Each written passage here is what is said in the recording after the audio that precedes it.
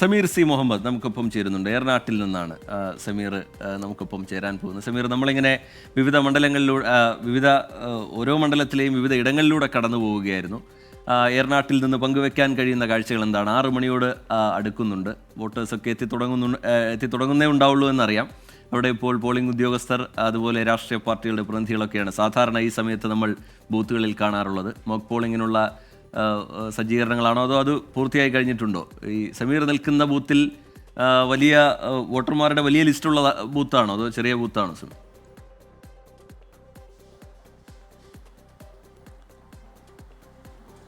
Good morning Rejith and Smitha. ഞാനിപ്പോൾ നിൽക്കുന്നത് ഏറനാട് മണ്ഡലത്തിലെ പത്തപ്പിരിയം ഗവൺമെൻറ് UP സ്കൂളിലാണ്. ഇവിടുത്തെ മോക്ക് പോളിംഗ് ഇപ്പോൾ ആരംഭിച്ചിരിക്കുന്നു. ഉദ്യോഗസ്ഥരെത്തിയിട്ടുണ്ട്, അതുപോലെ തന്നെ പോളിംഗ് ഏജൻറ്റുമാരും എത്തിയിട്ടുണ്ട്. അങ്ങനെ നല്ല രീതിയിൽ തന്നെയാണ് അതിൻ്റെ മോക്ക് പോളിംഗ് പുരോഗമിക്കുന്നത്. 6:30 കൂടി തന്നെ മോക്ക് പോളിംഗ് പൂർത്തീകരിച്ച് മറ്റ് നടപടികളിലേക്ക് കിടക്കും. നിലവിൽ ഒരു വിധത്തിലുമുള്ള പ്രശ്നങ്ങളൊന്നുമില്ല. ഇവിടെ 1400 വോട്ടർമാരുള്ള ഒരു ബൂത്താണ്. തൊട്ട് അടുത്ത് ഈ സ്കൂളിൽ തന്നെ മറ്റ് 3 ബൂത്തുകൾ കൂടിയുണ്ട്. അവിടങ്ങളിലും 1300 വീതം വോട്ടർമാരാണ് ഉള്ളത്. വിപുലമായ സംവിധാനങ്ങളോട് തന്നെയാണ് അതിൻ്റെ നടപടിക്രമങ്ങൾ പുരോഗമിക്കുന്നത്. റിജിത്ത് സൂചിപ്പിച്ചതുപോലെ ഈ നിലവിൽ നമ്മൾ ഇങ്ങോട്ട് വരുന്ന വേളയിൽ 4:30 കൂടിയാണ് നമ്മളിവിടെ എത്തുന്നത്. ആ സമയത്ത് ഉദ്യോഗസ്ഥരൊക്കെ എണീറ്റ് വരുന്നു, അതിൻ്റെ നടപടികളിലേക്ക് നീങ്ങുന്നു. ആ സമയത്ത് നമ്മൾ കണ്ട ഒരു പ്രധാനപ്പെട്ട കാഴ്ച, ഒരു വോട്ടർ ഈ പോളിംഗ് ബൂത്തിലേക്ക് എത്തിയിട്ടുണ്ട് എന്നുള്ളതാണ്. വളരെ അപൂർവമായിട്ടുള്ളൊരു കാഴ്ച. കാരണം 7 മണിക്ക് വോട്ടെടുപ്പ് ആരംഭിക്കുള്ളൂ. പക്ഷേ 4:30 ശേഷം നമ്മളിവിടെ എത്തുമ്പോൾ ആ സമയത്ത് തന്നെ ഒരു വോട്ടറും എത്തിയിരുന്നു. ആ വോട്ടർ മറ്റാരുമല്ല, ചേച്ചിയാണ്, ശ്രീ ചേച്ചി. അപ്പോൾ ആദ്യ വോട്ടറായി മാറുകയാണ് ഈ ബൂത്തിൽ. ആദ്യമായിട്ട് ചെയ്യാൻ വരികയാണ് ഫസ്റ്റ്. അപ്പം അങ്ങനെ പോകുന്നു, ഏട്ടൻ്റെ കൂടെ പോകുന്നു. വീട് എവിടെയാണ്? ഇവിടെ പത്തപ്പരിയൊന്നല്ലാണ്. ഇതിന് മുമ്പ് ഇങ്ങനെ ആദ്യ വോട്ടറായി വന്നിട്ടുണ്ടോ? ഇല്ല, ആദ്യമായിട്ടാണ്. വീട്ടിലാരൊക്കെയുണ്ട്? വീട്ടിൽ 2 കുട്ടികളും ഏട്ടനും ഞാനും. അപ്പോൾ പുലർച്ചെ എങ്ങ് പോകുന്നു? ഏട്ടൻ പോന്നപ്പോൾ ഒപ്പം പോകുന്നു. പിന്നെ എന്താണ് ചെയ്യുന്നത്? ഒന്നും ചെയ്യില്ല, വൈകിട്ട് ഇരിക്കുക. രാഷ്ട്രീയമുണ്ട്? ഉണ്ട്. ഹർജിത്ത്, അപ്പോൾ നമ്മുടെ ചേച്ചി ശ്രീ ചേച്ചിയാണ്. ചേച്ചി ആണ് ഈ സമയത്ത് ഇത്ര പുലർച്ചെ തന്നെ ഇവിടെ എത്തിക്കൊണ്ട് ആദ്യ വോട്ടറാവാനുള്ള ഒരു തയ്യാറെടുപ്പിലാണ്. അവർ അതിൻ്റെ എല്ലാ രേഖകളും ഒക്കെ കൊണ്ടുവന്നിട്ടുണ്ട്. ഇലക്ഷൻ ID കാർഡും അതുപോലെ പോളിംഗ് ഏജൻറ്റുമാർ തന്നിട്ടുള്ള അവരുടെ വിലാസം ഉൾപ്പെടെയുള്ള രേഖപ്പെടുത്തിയിട്ടുള്ള പേപ്പർ ഉൾപ്പെടെ അവർ കൊണ്ടുവന്നിട്ടുണ്ട്. എന്തായാലും ഈ വിധത്തിൽ ഓരോരുത്തരായി എത്തിക്കൊണ്ടിരിക്കുന്നു. വളരെ നേരത്തെ തന്നെ ചേച്ചി എത്തുന്നുള്ളതാണ്. ഈ മണ്ഡലത്തെക്കുറിച്ച് പറയുകയാണ് എങ്കിൽ പൊതുവേ ഒരു UDF മണ്ഡലമാണ് ഏറനാട് മണ്ഡലം. ഇവിടുത്തെ 2 VIP വോട്ടർമാരായിട്ടുള്ളത് ഒന്ന് PK ബഷീർ MLA ആണ്, ഈ മണ്ഡലത്തിൽ തന്നെ പ്രതിനിധി. ഒപ്പം തന്നെ മറ്റൊരാളുള്ളത് PV അൻവർ MLA യുമാണ്. ഈ 2 പേരും PK ബഷീർ 9 മണിയോട് കൂടെ ഈ സ്കൂളിലെ തൊട്ടടുത്തുള്ള പത്തപ്പിരിയം LP സ്കൂളിലെത്തിക്കൊണ്ടാണ് വോട്ട് രേഖപ്പെടുത്തുക. അതുപോലെ തന്നെ ഒതായിയിലെ പെരുവണ്ണ സ്കൂളിലെത്തിക്കൊണ്ട് PV അൻവർ MLA അദ്ദേഹം ഉച്ചയ്ക്ക് ശേഷമായിരിക്കും വോട്ട് രേഖപ്പെടുത്തുക. 1,86,986 വോട്ടർമാരാണ് ഈ മണ്ഡലത്തിലുള്ളത്. അതിൽ 174 ബൂത്തുകളുണ്ട്. ഈ 174 ബൂത്തുകളിൽ 10 വലിയ സുരക്ഷാ ഭീഷണി നിലനിൽക്കുന്ന ഇടങ്ങളാണ്. അതുമായി ബന്ധപ്പെട്ടുള്ള സുരക്ഷാ ക്രമീകരണങ്ങൾ ഏർപ്പെടുത്തിയിട്ടുമുണ്ട്. നിലമ്പൂർ താലൂക്കിനോട് ചേർന്ന് കിടക്കുന്ന നേരത്തെ മാവോയിസ്റ്റ് സാന്നിധ്യമുള്ള പ്രദേശങ്ങളാണ്. ആ മേഖലകൾ കേന്ദ്രീകരിച്ചുകൊണ്ട് വിപുലമായിട്ടുള്ള സംവിധാനങ്ങൾ ഒരുക്കിയിട്ടുണ്ട്. പോലീസുണ്ട്, അതുപോലെ തന്നെ കേന്ദ്രസേനയുണ്ട്. കൂടാതെ സായുധ പോലീസിൻ്റെ സാന്നിധ്യം കൂടെ ഉറപ്പുവരുത്തിയിട്ടുണ്ട്.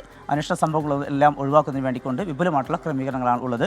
വോട്ട് രേഖപ്പെടുത്താൻ എത്തുന്നവർക്ക് വിപുലമായിട്ടുള്ള സംവിധാനങ്ങളുണ്ട്. എങ്ങനെയാണ് ഇലക്ട്രോണിക് വോട്ടിംഗ് യന്ത്രം ഉപയോഗിച്ച് അതുപോലെ VVPAT ഉപയോഗിച്ചിട്ട് വോട്ട് എങ്ങനെ ചെയ്യണം എന്നുള്ളത് സംബന്ധിച്ച് കൃത്യമായിട്ട് ഓരോ ഇടത്തും ഓരോ ബൂത്തിന് മുന്നിലും അത് ഈ വിധത്തിൽ ക്രമീകരിച്ചിട്ടുണ്ട്. 1 എന്താണ് ചെയ്യേണ്ടത്, 2 എന്താണ് ചെയ്യേണ്ടത്, ഇങ്ങനെ 3, 4 ഇങ്ങനെ ഓരോ ഘട്ടങ്ങളും കൃത്യമായിക്കൊണ്ട് ചാർട്ട് ചെയ്തിട്ടുണ്ട്. ഒപ്പം തന്നെ 4 ഉദ്യോഗസ്ഥരുണ്ട്. എന്തെങ്കിലും സംശയമുണ്ട് എങ്കിൽ അതിൻ്റെ ക്രമീകരണങ്ങളെല്ലാം തന്നെ അതിന് ആവശ്യമായിട്ടുള്ള നിർദ്ദേശങ്ങളെല്ലാം ഉദ്യോഗസ്ഥർ അപ്പോൾ തന്നെ നൽകുകയും ചെയ്യും. നമുക്കിപ്പോൾ വയനാട് മണ്ഡലത്തിലെ സ്ഥാനാർത്ഥികളെ കാണാം. ഒന്നാമത് ഇരിക്കുന്നത് നവ്യ ഹരിദാസാണ്, താമരചിഹ്നം NDAയുടെ സ്ഥാനാർത്ഥി.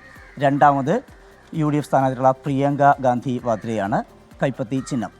മൂന്നാമത് സത്യൻ മൊകേരി, ഇടത് സ്ഥാനാർത്ഥി, ധാന്യക്കതിരും അരിവാളും. പിന്നീട് നമ്മുടെ അയൽ സംസ്ഥാനങ്ങളിൽ നിന്നുൾപ്പെടെയുള്ള സ്ഥാനാർത്ഥികൾ എത്തിയിട്ടുണ്ട്. അങ്ങനെ മൊത്തം 16 സ്ഥാനാർത്ഥികളാണ് ഉള്ളത്. പിന്നീട് നോട്ടയും ഉണ്ട്. ഇങ്ങനെ ഈ വിധത്തിൽ ആണ് അതിൻ്റെ ക്രമീകരണം. എന്തായാലും വളരെ സുസജ്ജമായിരിക്കുന്നു. 7 മണിയോടുകൂടി തന്നെ വോട്ടെടുപ്പ് ആരംഭിക്കും.